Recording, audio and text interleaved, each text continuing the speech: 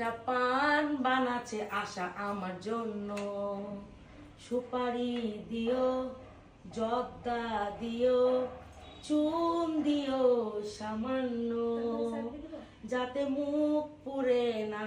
কি যেন যেন আমার মুখ পুড়ে না যেন। পুড়ে না যেন। আও প্রফেশনাল পানখোর।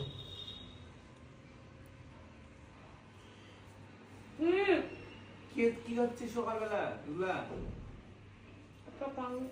হ্যাঁ খালি এই পানি টিপে ফেলে দাও এক্ষুনি।